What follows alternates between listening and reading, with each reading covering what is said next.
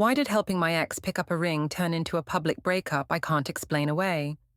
How did one photo of us kneeling in the garden become the reason my boyfriend stopped answering, and my husband started documenting everything? Before we dive deeper into this story, I have one small request.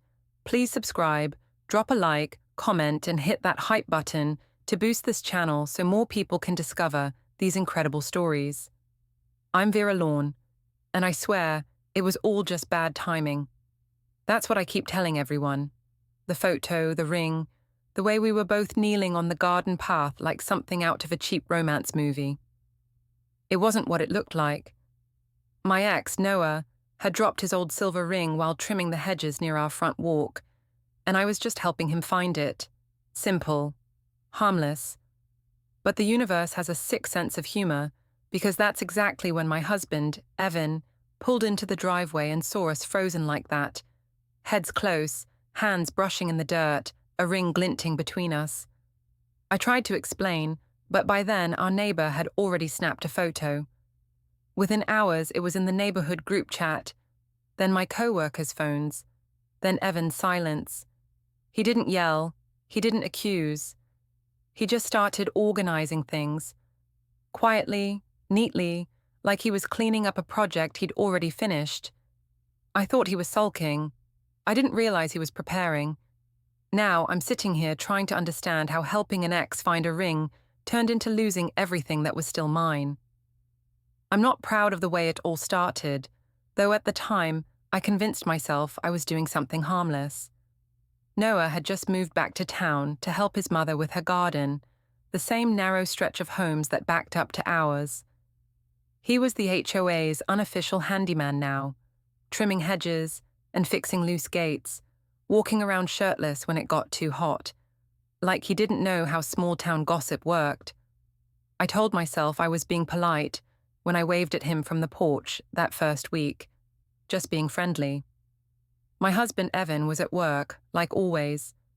When Noah called out that he could help with our overgrown bushes, I didn't see a reason to say no. He knew this house. We'd almost rented it back when we dated, years before Evan. It felt oddly full circle. I texted Evan about it, said a landscaper was coming by, and technically that was true.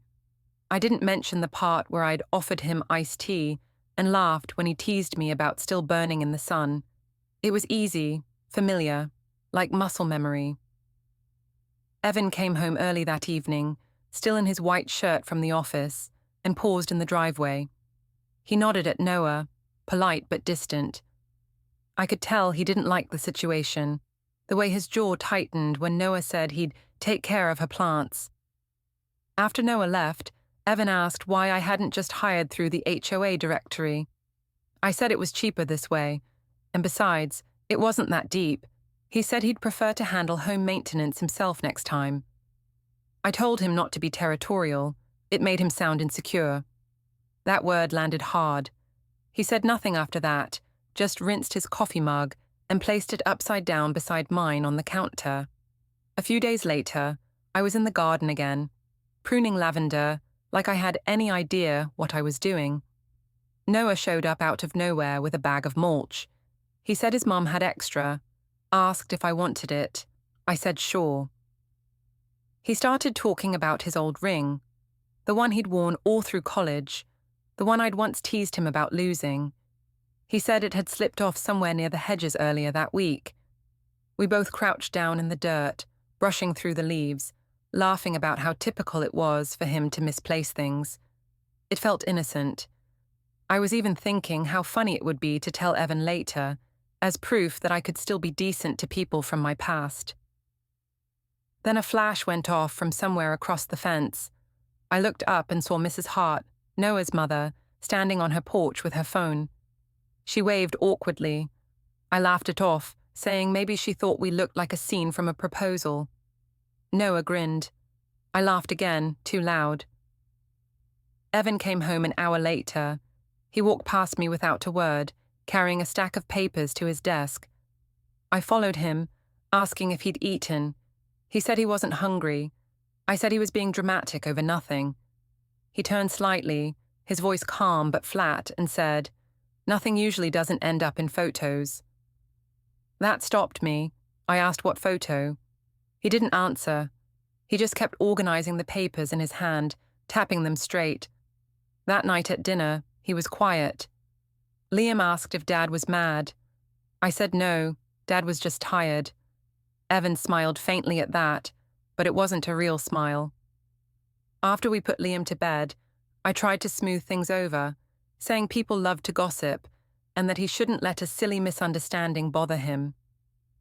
He said misunderstandings only happen when people give others reasons to misunderstand. I told him he was overthinking. He said, maybe, but you seem comfortable letting people think what they want. The next morning, I found his coffee mug on the opposite counter again, alone. Mine was still beside the sink, half full and cold. On the fridge, a small sticky note read, "Bring forms." I didn't know what forms he meant, but I assumed it was work stuff. He left before Liam woke up. By midday, I was back outside, pretending to water the same plants just to clear my head. Noah stopped by again, apologizing for causing trouble. He said Mrs. Hart had mentioned that photo. I asked if she'd shown it to anyone. He said not yet. Then he said, maybe I should tell Evan before someone else did. I told him Evan already knew, and that it wasn't a big deal. He looked doubtful. When I went inside, my phone buzzed. Clara, my sister, had texted a screenshot. The neighborhood group chat was lit up with comments. Sweet moment by the garden. That must be Vera and the landscaper. Someone had added a heart emoji. Clara wrote, you might want to see this before Evan does. I told her it was nothing, that people in this town had no lives. She asked if Evan was okay with it. I said of course, he wasn't the jealous type. That was technically true. He didn't yell, didn't accuse, but his silence was heavier than any argument. That evening, he came home to find me on the couch, scrolling through the comments, pretending I wasn't anxious. He asked what I was looking at. I said nothing important. He said, that's becoming your favorite word. I laughed, trying to lighten it, and asked if he wanted dinner. He said he'd already eaten at work. I said, that's new. He just nodded and went upstairs. Later, when I brought him a glass of water, I noticed his laptop open on the guest bed. A spreadsheet was on the screen, columns labeled dates, expenses, household. I teased him about finally being organized. He closed it without a smile and said, someone has to be. I told him he was acting like we were strangers. He said, are we not? After he fell asleep, or at least pretended to, I went back downstairs and checked the group chat again. Someone had commented that the photo was sweet but awkward, since everyone knew Noah used to date me. Another added that Evan must be patient to allow that kind of friendship. I typed out a reply defending myself, then deleted it. At 1 a.m., I heard a faint beep from the office, his phone alarm. A calendar notification blinked. Meeting, personal, 8:15 a.m. I didn't dare ask what that meant. The next morning, he was gone before sunrise. His side of the bed looked perfectly smooth, the sheet tucked like no one had slept there at all. On the kitchen counter sat 2 mugs again, his spotless, mine untouched. The faint smell of coffee lingered, mixed with printer toner from the guest room. I stood there in my robe, watching steam rise from the cup he'd left for me, and told myself this would all blow over. People would forget the picture. Evan just needed space. But when I walked out to the garden, the ground still marked from where we'd knelt, I saw a single silver ring half buried in the soil. Noah's ring. I picked it up, wiped the dirt off, and slipped it into my pocket. I told myself I'd give it back next time I saw him. I didn't realize yet that every small thing, every laugh, every detail, was already part of something Evan was quietly collecting. I thought I still had time to fix the story. I thought silence meant safety. I didn't understand that his silence was the sound of preparation. The photo would not die. I thought by the second week, people would move on, that some other neighborhood scandal would take its place. Instead, it followed me into work. My coworker Mia slid her phone across the break room table one morning with that grin people use when they think they're being helpful. "Is this you?" she asked. The post was on a local community forum now, cropped closer so it looked like Noah and I were kneeling face to face, smiling like a couple. The caption read, "True love finds its way home." I laughed it off, said it was a joke, said my husband found it funny. I could hear how brittle my voice sounded. Mia didn't press, but I could tell she was enjoying every second. I texted Evan after lunch, something light like "You'll never guess who saw that dumb photo," but he didn't reply. When I came home that evening, the printer light was blinking in the guest room again. Through the crack in the door, I saw paper stacked neatly beside his laptop. I called his name. He said he was finishing work. I didn't ask which work. That night, I told Clara about it on the phone. She said I should probably just delete my social accounts until things cooled off. I said I had nothing to hide. She said, "You always say that right before everything gets worse." I told her she was being dramatic. She said Evan probably thought the same about me. Noah stopped by again the next day to collect his ring. I handed it over quickly, pretending not to notice the way the curtains in the living room shifted. I told myself it was the draft, though I knew Evan sometimes watched from that window. Noah thanked me and asked if things were okay between me and Evan. I said we were fine, just tired of gossip. He said, "You sure?" "Because the whole block thinks he's moving out." That caught me off guard. "What?" I asked. Noah shrugged. "Someone saw him loading boxes last night." I laughed. Those were old files from his office. I wasn't sure if that was true. When Evan got home that evening, I tried to test the mood. I greeted him at the door, kissed his cheek. He didn't pull away, but he didn't kiss back either. I told him I returned Noah's ring, and maybe that would stop people talking. He said people rarely stop when the story's good. I asked if he was still angry. He said he wasn't angry, just learning. I didn't like that answer. It sounded like something a teacher says before grading you.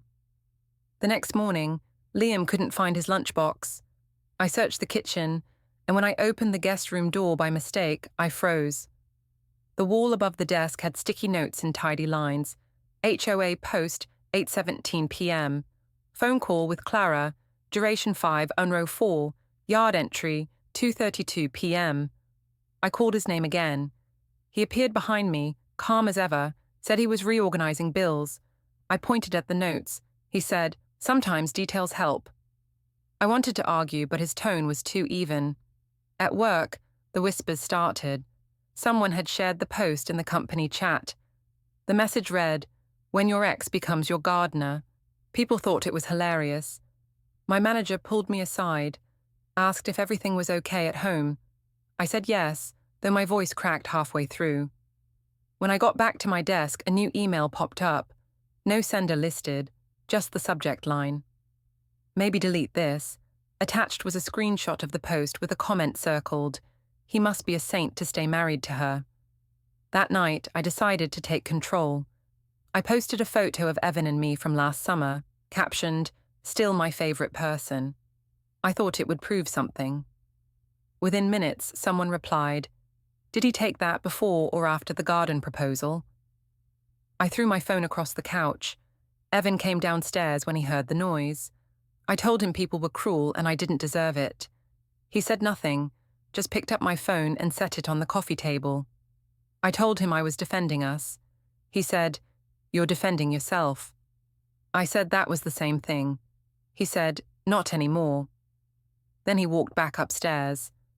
I tried to tell myself he'd calm down, that this was just embarrassment, but the small things started changing. His shirts disappeared from the closet, replaced by empty hangers. He started locking his laptop, even during dinner. He set his phone face down whenever I was nearby. When I asked if he was seeing someone from work, he actually laughed. Not warmly, but like someone laughing at a test they'd already passed. "No one from work," he said. The next day, Noah texted me a simple sorry for everything. I deleted it immediately. But later, when I went to load the dishwasher, I saw Evan's phone on the counter. A new message preview flashed across the screen. File uploaded successfully. I didn't know what it meant, but it made my stomach twist. Clara dropped by that evening unannounced. She brought wine, said I looked pale. I told her it was just stress. She asked if Evan had talked to me about anything. I said no. She hesitated before saying she'd seen him at the post office earlier with a folder in hand. I laughed, said she was reading too much into it. She said he looked like someone mailing something important. After she left, I walked into the guest room again. The notes were gone.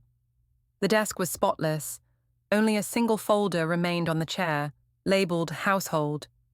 I opened it, expecting receipts, but found a list of our joint accounts, utilities, even Liam's school schedule. I felt a strange mix of anger and fear. I carried the folder to the living room and waited for him. When he came home, I held it up. "What is this?" I asked. He looked at it, then at me. "Organization," he said. I told him it felt like an audit. He said maybe it was. I asked if he didn't trust me. He said, "I trust what's documented." I threw the folder on the couch and told him he was acting insane. He picked it up carefully, brushed the dust off, and said, "It's good you're paying attention now." That night, I couldn't sleep. I checked my phone again, scrolling through the old comments, trying to find one sympathetic voice. Instead, I found a new post from Mrs. Hart, a blurry picture of Evan walking to his car with a box. The caption read, "Hope they work things out." I wanted to scream. The following morning, I woke to silence. Liam was still asleep. The house smelled like coffee again, faint and burnt. On the counter, his mug sat alone, a thin circle of steam fading. Beside it, my phone buzzed with a message from an unknown number. "You might want to check the HOA page before noon." I opened it. The top post was a new photo, me and Noah again, this time zoomed in, grainy but unmistakable. Someone had written, "Neighbors say her husband moved out last night. Some people never learn." For a second, I couldn't breathe. I wanted to run upstairs, shout, beg him to fix this with me, but he wasn't there. His shoes were gone, his jacket missing from the hook. Only the faint sound of the printer came from the guest room. I followed it, heart pounding, and saw a single page slide out slowly.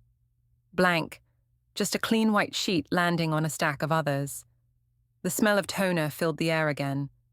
I sat on the edge of the bed, holding that blank page, listening to the machine hum. It felt like silence had taken form, patient, waiting. Somewhere behind me, my phone buzzed again, another message from that same number. Sometimes quiet is the loudest sign. I wanted to throw the phone, but instead I placed it face down. For the first time, I wondered if Evan wasn't retreating, but building something methodical, piece by piece. I tried to tell myself he was too gentle for revenge, too logical for anything drastic. Still, when I looked at that folder on the couch marked Household, I felt like I was staring at the start of a plan I'd never been invited to understand. The restaurant patio lights looked softer than usual that night, almost too forgiving. It was the monthly neighborhood dinner, something I had insisted we attend to clear the air. I wanted people to see us together again, smiling, normal. Evan didn't protest, but he didn't agree either. He just nodded when I told him the time, like he was indulging a child's school play. I wore a green dress that caught the light whenever I moved. He wore the same grey shirt he always did for casual events. He looked fine. Too fine, actually. That kind of calm that makes you feel small for still caring how you look.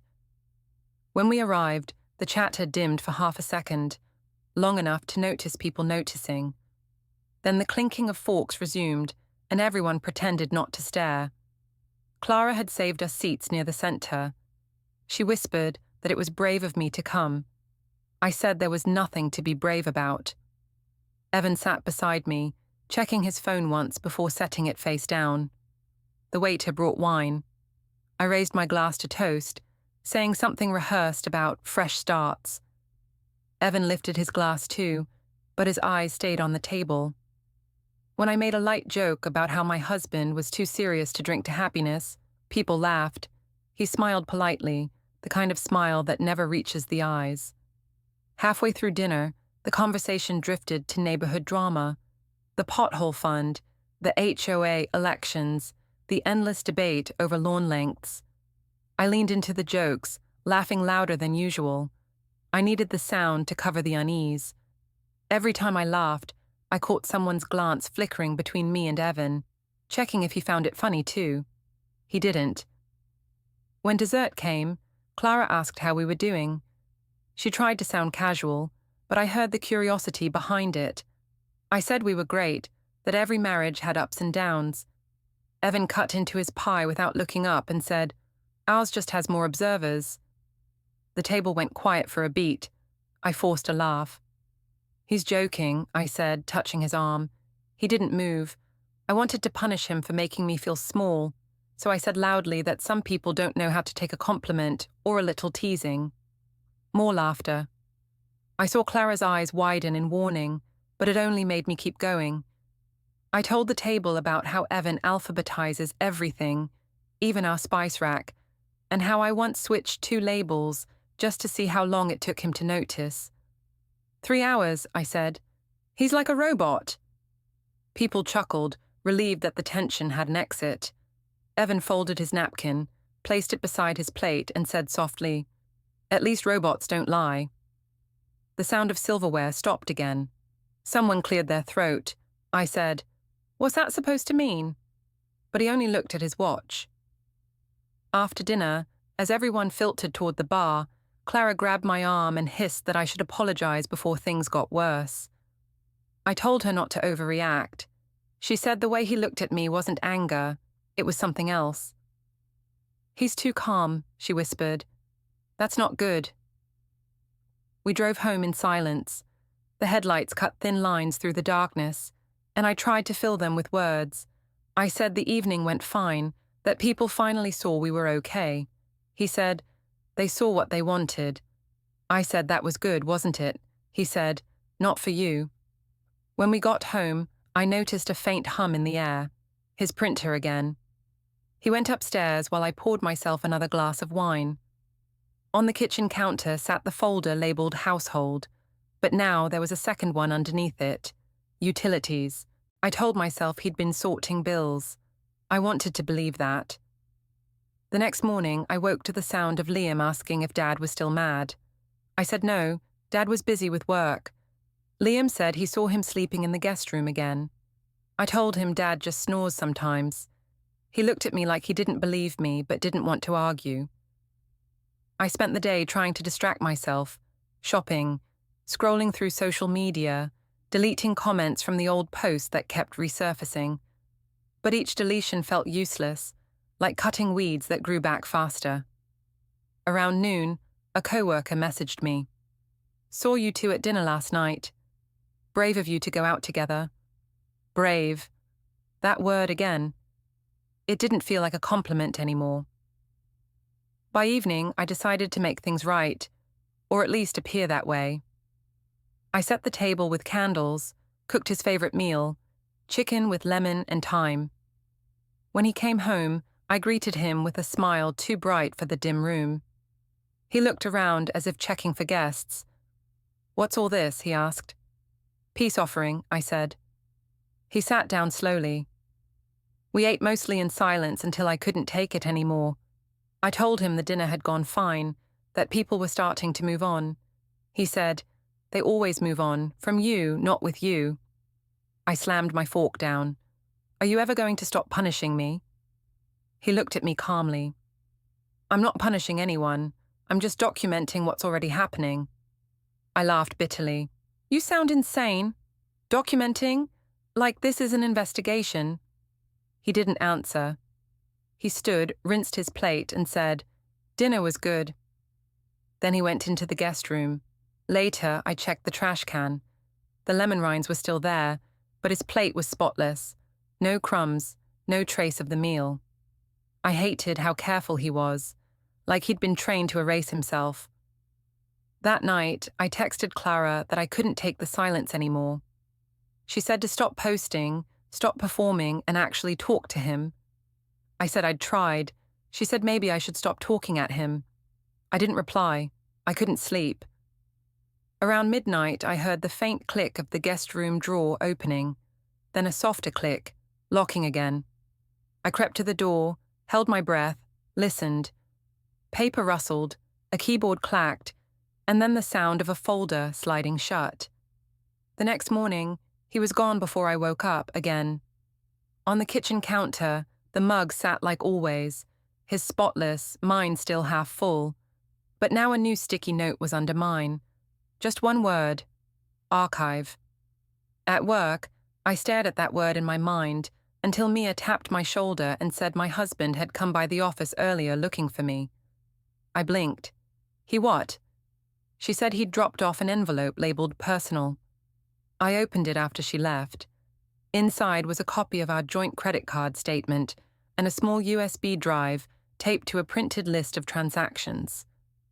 At the bottom, his handwriting read, "Check your assumptions before others do." I wanted to throw it away, but curiosity won. That night, when he was in the shower, I plugged the USB into my laptop.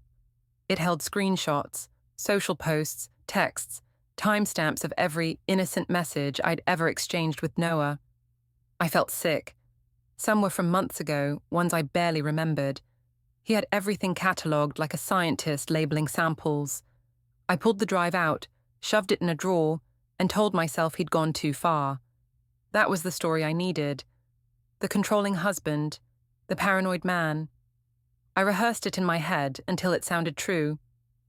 When he came out of the bathroom, towel around his neck, I said, "We need to talk." He said, "We already are." I told him the spying had to stop, that I wasn't a criminal. He said, "You're right. Criminals hide things, you perform them." I shouted that I was done being treated like a suspect. He looked at me for a long moment and said, "Good. Then you won't mind if I finish properly." "Finish what?" I asked. He didn't answer. He went into the guest room, closed the door and locked it. I stood outside listening, waiting for some sound of anger, of emotion, but there was only the steady hum of the printer again. That quiet rhythm filled the hall like a heartbeat, and for the first time, it scared me. The next morning, Liam asked if we were going to the park that weekend. I told him yes, even though I wasn't sure Evan would be there. When we stepped outside, the neighbor waved, hesitant, like she didn't know which side to take anymore. I waved back anyway, pretending everything was fine, because pretending was the only thing I still knew how to do.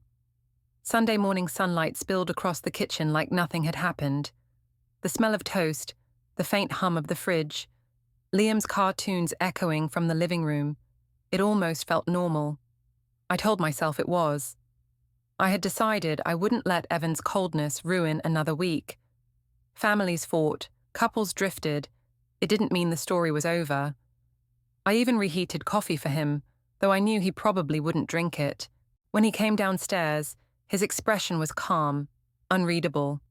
I said good morning, too cheerfully. He nodded, glanced at the mug I'd placed on the counter, and poured his own instead. 2 mugs again, opposite ends of the kitchen island. I joked about how we were turning into one of those couples who communicate through caffeine placement. He said, "At least that's consistent." I laughed like it was funny. That afternoon, his mother came by. Ruth never announced her visits. She just showed up with groceries and quiet judgment. She said she wanted to spend time with Liam, but I knew she came to check on us.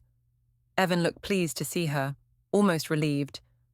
I welcomed her in, pretending not to notice the way her eyes flicked around the house like she was taking inventory. I offered coffee. She accepted but kept her tone polite, distant. "You look tired, Vera," she said, watching me over the rim of her cup. I told her it had been a busy few weeks. She asked if everything was all right between us. I said, of course, that people were just gossiping again. Her mouth curved slightly. "People only gossip when they're given stories to tell," she said. I felt heat rise in my face. "Evan knows the truth," I said. She looked at him then, and he nodded slowly, like he agreed but didn't. I wanted to scream. Instead, I said I'd make lunch. In the kitchen, I could hear them talking in low voices. I caught bits and pieces, words like patience, timing, and best for Liam. I told myself they were probably discussing schools or routines. Still, the way Evan's tone softened when he spoke to her made something inside me twist. When I set the table, I asked Liam to call his dad. He came back saying Dad was busy on his laptop. I walked into the guest room. The spreadsheet was open again, but now the tabs were color-coded: expenses, dates, Liam, photos. I told him Ruth was waiting. He said he'd be there in a minute. I leaned over his shoulder, trying to read the screen, but he closed it quickly. "Curious?" he asked without looking up. "About why you're spending your Sunday working," I said. "Someone has to plan ahead," he said. "Plan what?" He looked at me for a moment before saying, "Continuity." I didn't ask what that meant. Lunch was awkward. Ruth complimented Liam's drawing, ignored my attempts at conversation, and praised Evan's focus. I tried to steer things towards safer ground. "We're thinking of repainting the living room," I said brightly. "Something lighter," Evan said. "Neutral tones hide stains better." Ruth smiled faintly. Practical as always. I wanted to throw the plate just to make them react. Instead, I smiled, nodded, and said maybe beige would do. After lunch, Ruth asked if she could take Liam for ice cream. I hesitated, but Evan said it was fine. When they left, he started clearing the dishes, moving efficiently, quietly. I followed him with a towel, trying to close the space between us. "You could at least admit this is getting ridiculous," I said. He dried a plate and set it down. "What part?" "The silence, the lists, acting like everything's evidence." He looked at me then, not angry, just steady. "It's not evidence if it's true." I dropped the towel. "You're recording your own wife, Evan." He didn't blink. "No, I'm recording facts." That sentence echoed through me long after he went upstairs. Clara called that night. She'd seen Ruth's car leaving our driveway. "How bad is it?" she asked. "It's fine," I said. "Don't lie." I sighed, sitting on the porch steps. "He's acting like I'm a case file." "Maybe you should stop giving him things to file," she said. "Excuse me." "Vera, you keep making jokes in public, posting pictures, pretending this is some competition. You're feeding it." "So I'm supposed to just sit here while everyone turns me into gossip?" "Maybe that's better than making it worse." I hung up before she could say more. Later that week, I tried to fix things again. I arranged a small family dinner, just us and Ruth. I even invited Clara to make it look united. Evan agreed, too easily. The night came, and I wore something simple, neutral. Ruth brought dessert. Clara arrived with flowers. Liam ran around the table laughing, unaware of the tension. I started with a toast, saying families stick together no matter what others say. Ruth raised her glass, murmuring, "To truth." Evan clinked glasses but didn't drink. I smiled anyway, too wide. As we ate, Clara mentioned the school's family picnic coming up. She asked if Evan planned to volunteer again. He said he'd already signed up for logistics. She asked about me. I said I'd probably help with decorations. Evan said, "You're good at appearances." The table went quiet. Clara dropped her fork. Ruth looked down. I laughed, a sharp sound. Someone has to make things look nice. After dessert, Liam asked if he could show his grandma the drawings in his room. They went upstairs, leaving the three of us in the kitchen. Clara touched my arm and whispered, "Please stop before this gets ugly." I pulled away. "He's the one making it ugly." Evan started stacking plates. Clara tried again. "He's planning something, Vera. He's too calm." "Then let him," I said, pouring more wine. "I'm done begging." She sighed. "You won't like how calm ends." When they left, the house felt colder. Evan didn't speak as he wiped down the counters. Finally, he said, "You made quite the show." "You mean dinner?" "I mean pretending you don't notice what's happening." "I notice you're enjoying this martyr act," I said. He looked at me with that same measured patience. You still think this is about attention. It's about closure. Closure for what? We're married. He didn't respond. He rinsed his mug, dried it, and set it on the far corner of the counter, his new ritual. I wanted to throw it, to shatter something that looked so calm. Instead, I whispered, "Do you even love me anymore?" He paused. I respect the process. I didn't understand what he meant until the next morning, when I saw his phone light up with a calendar alert. Downtown, 10:40 a.m. I asked about it over breakfast. He said it was a personal meeting. I asked what kind. He said, "Follow-up." With who? He smiled faintly. You'll see. That day dragged like wet fabric. I couldn't focus at work. My coworkers avoided eye contact, like they already knew something I didn't. When I got home, the guest room smelled faintly of toner again, but the desk was clear, except for one envelope labeled Archive B. I didn't open it. I was too afraid of what I'd find. Maybe bank statements, maybe the end of whatever we were pretending to hold together.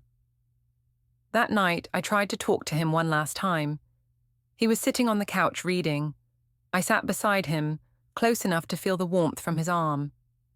We could fix this, I said. He turned a page. Fix what? Us, he said. You can't fix what you refuse to admit is broken. I admit it. There, I said it. He closed the book and looked at me, then let me fix it properly. There was something final in his voice, something that made me shiver. Properly, I repeated. He nodded once, stood up, and left the room.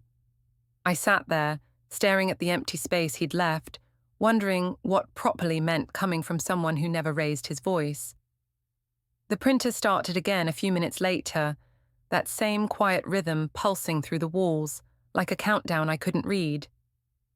The community hall smelled of cheap coffee and new paint. Every spring, the homeowners hosted a fundraiser for local schools, and I'd volunteered months ago, before my name became the neighborhood's favorite punchline. Backing out would look guilty, so I dressed carefully, white blouse, beige slacks, safe colors that whispered stability. When I walked in, people smiled too quickly, the kind of smiles that end as soon as you pass. Clara was already there, sorting raffle tickets. She barely looked at me. I told her she could relax. I wasn't planning on causing drama. She said she hoped so. Evan arrived a few minutes later, carrying a box of printed flyers. He didn't see me at first, or pretended not to. He set the box on the registration table, spoke quietly with the event chair, and moved with that same mechanical calm that had started to haunt me. When he finally turned, our eyes met across the room. I lifted a hand in greeting. He nodded once. That was it. No warmth, no irritation, just acknowledgement. Somehow that stung worse than anger. I wanted to break the ice, so I went over, pretending to check the flyers. Need help? I asked. He said, Everything's covered. You're early. I like to prepare. Prepare for what? He didn't answer. His phone buzzed. He glanced at the screen, then slipped it back into his pocket. Just errands, he said when I asked.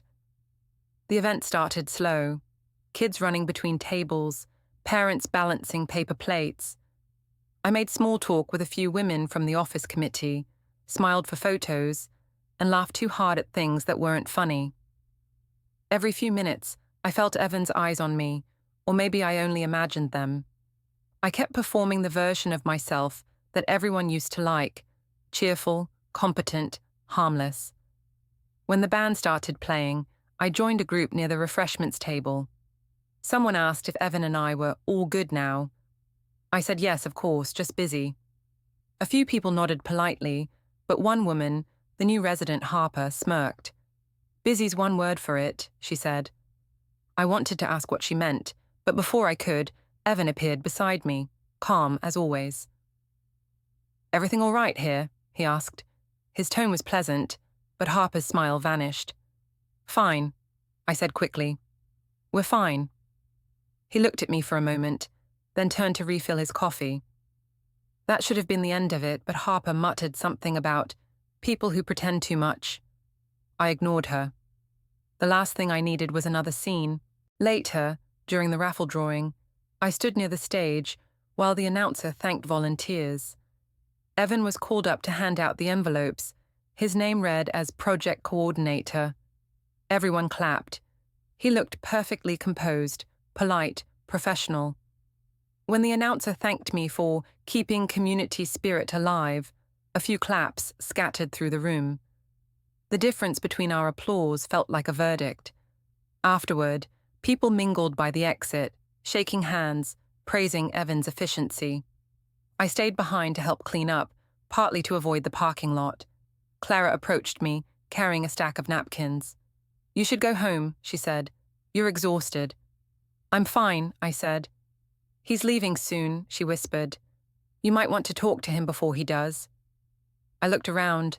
Evan was near the door, talking to the event chair again. I walked toward him, forcing a smile. "Hey," I said softly.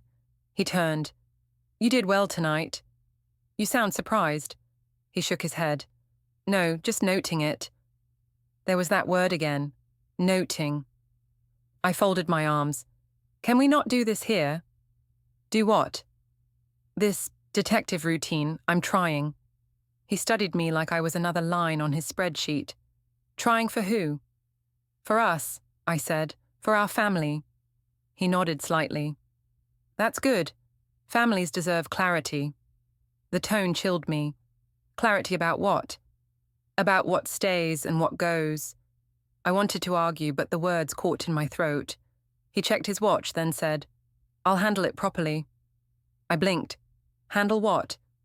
He gave a small, tired smile. "Everything." Then he walked past me, out into the night air, calm as a closing door. I stood there, frozen, the music fading behind me. Clara came over, sensing something had shifted. "What did he say?" she asked. "Nothing," I lied. "Just something about errands." She frowned. "You should go after him." "I'm not chasing him anymore," I said. My voice trembled even though I tried to sound strong. On the drive home, the silence in the car felt like pressure. The streetlights blurred through my windshield. When I turned into our driveway, I noticed his car was parked perfectly straight, like always. Inside, the house smelled faintly of printer toner again. The guest room door was closed, but a thin strip of light glowed beneath it. I almost knocked, but something in me hesitated. I poured a glass of wine instead and sat at the kitchen table, scrolling through my phone for distractions. A new message popped up from an unknown number. "You'll understand soon." No name, no context. I deleted it, telling myself it was spam. Still, I checked the locks twice before going to bed. Evan didn't join me that night. His side of the bed stayed cold, untouched. When I woke in the early morning light, I heard the faint hum of the printer again. The sound stopped as soon as I stood. When I opened the guest room door, the desk was empty except for a single sealed envelope and a coffee mug. His, spotless as always. The envelope was addressed to me in his handwriting, to be opened in person. My phone buzzed then, a calendar notification I didn't recognize. Courthouse, 11 House AM. I stared at it, confused. The invitation showed his email. He'd shared it with me, not sent it. Liam padded into the kitchen, rubbing his eyes. "Mum, are we going somewhere?" I forced a smile. "Just an appointment, sweetie." "Is Dad coming?" "Probably," but I wasn't sure. I dressed carefully again, as if the right clothes could hold the world together. Beige, simple, steady. Before leaving, I glanced once more at the guest room. The printer light blinked once, then went dark. Outside, the morning air was cool, the street unusually quiet. Across the road, Mrs. Hart stood by her porch, watering plants, pretending not to watch me. I waved, because that's what people expect you to do when your life is unraveling in slow motion. Act normal. Halfway down the street, my phone buzzed again. A text from Clara. He told me to tell you he'll meet you there. Don't be late. I typed back, meet me where? The 3 dots blinked, then vanished. No reply came. Traffic crawled toward downtown. My hands tightened on the steering wheel, knuckles pale. Every word he'd said at the fundraiser echoed. Clarity, properly, everything. I replayed them until the meanings tangled. By the time I reached the city center, my chest ached from holding my breath. I parked outside the building listed on the notification. Courthouse. The word looked unreal on the sign. People in suits walked in and out carrying folders and coffee. I sat in the car for a long minute, the hum of traffic steady, until I finally stepped out.